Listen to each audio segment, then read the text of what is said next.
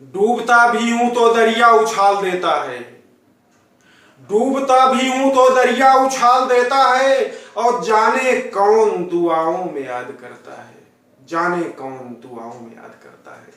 जी हाँ, दुआओं में बहुत बड़ी शक्ति होती है, अप्रत्यक्ष ऊर्जा की तरह, दिखती नहीं कारगर बहुत होती है। आपके अंतर्मन को आपको आगे बढ़ाने के लिए बहुत बड़ा संबल होती है, ताकत होती है, बल होती है। ऐसी ही पृष्ठभूमि पर एक बहुत प्रेरक कहानी आपके समक्ष प्रस्तुत है। एक व्यक्ति जिसे ईश्वर पर अगाध आस्था होता है, और हम सबको भी करना चाहिए। इससे पहले मैं आप सभी का हार्दिक स्वागत और अभिवादन करता हूँ, अभिनंदन करता हूँ।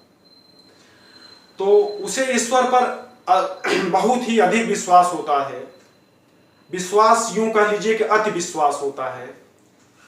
कोई भी कार्य करता है तो उसका श्रेय ईश्वर को देता है, और वह ऐसे कार्य कृत्यों दायित्वों को करने के लिए प्रतिबद्ध होता है जो असंभव सा लगता है, जो कोई सोच नहीं करता सकता, उसे करने के लिए अपने को प्रासंगिक रखता है, इस तर्थ पर कि हम अपना प्रयास तो करें, ईश्वर तो है ही है। सारी सृष्टि, सारी कायनात का सृजन करने वाला, जो इतनी बड़ी प्रकृति का कारण हो सकता है, तो हमारे लिए तो उसकी कृपा, स्नेह सानिध्य अपरिमित है।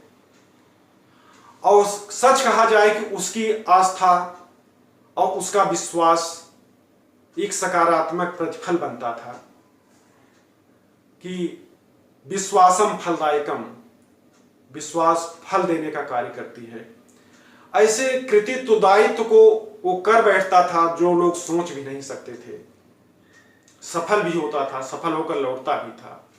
तो एक बार उसके मन में एक जिज्ञासा आई कि क्यों न समुद्री यात्रा पर निकलें। अपनी एक नौका तैयार की, कुछ खाने पीने की चीजें लिया, बैठ गया। लेकिन सोचा अकेले यात्रा पर सोचा कि अरे अकेले कैसे करेंगे ये सब। लेकिन ध्यान में आया कि हम अकेले कहाँ हैं, ईश्वर तो है ना, वो तो है ही है, हम अकेले हो ही नहीं सकते। अभियान जारी रखा, चलते चलते चलता गया। थोड़ा खाने पीने की चीजें थी, खाते पीते निकलता जा रहा है। एक दिन, 2 दिन चला जा रहा होता है।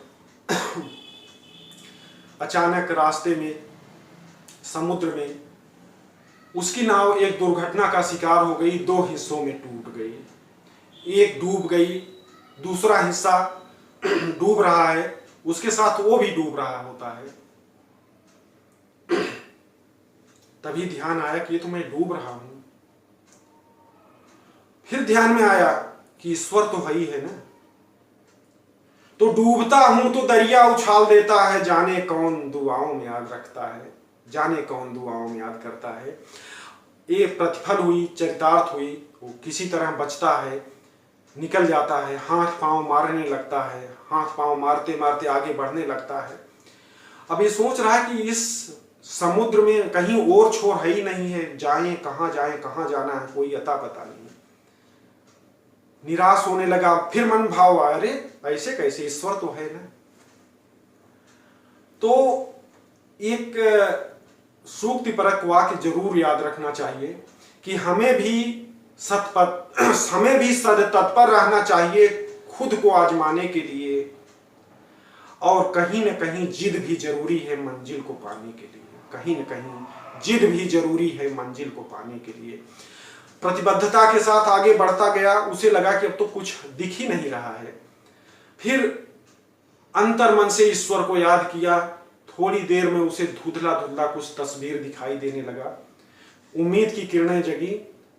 तो थोड़ी दूर पर उसे एक टापू दिखाई देने लगा, और वहां पर कुछ हरे भरे पेड़ पौधे दिखने लगे। कहा यार, ये आखिर ईश्वर का ही तो कृपा है ना।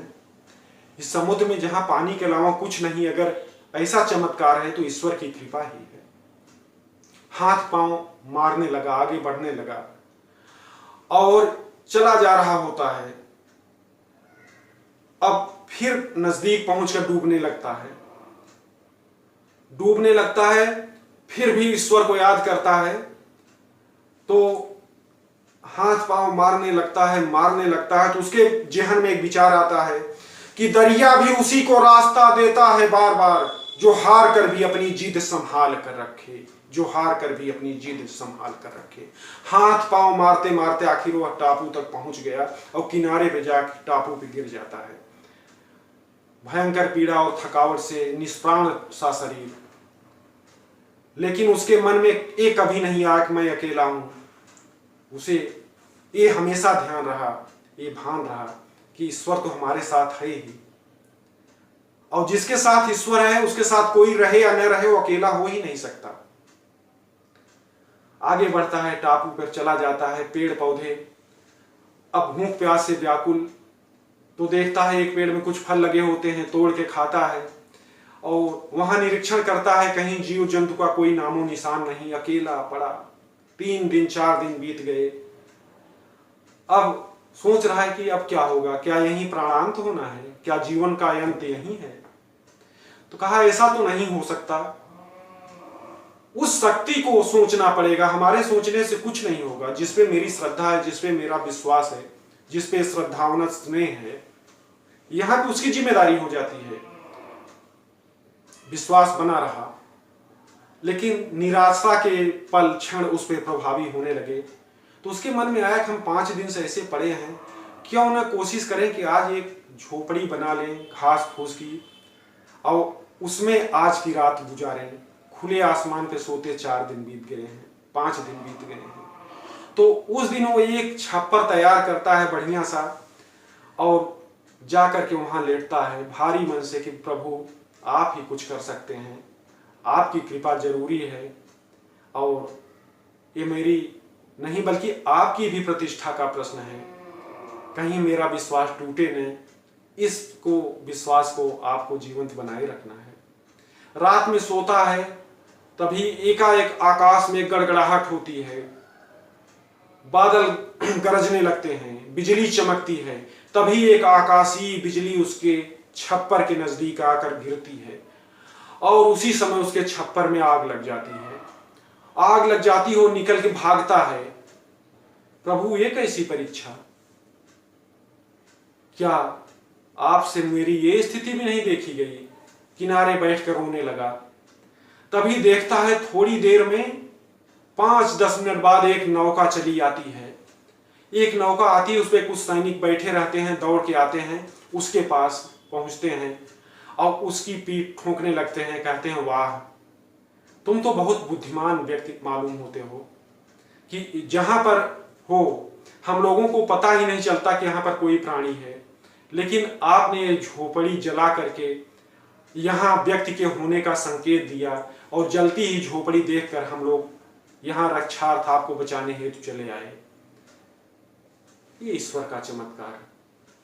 वो और तेजी से रोने लगा, प्रभु ये कृपा है आपकी, जहां पे हम लोग सोच नहीं सकते वहां से तो आपकी कृपा चालू होती है।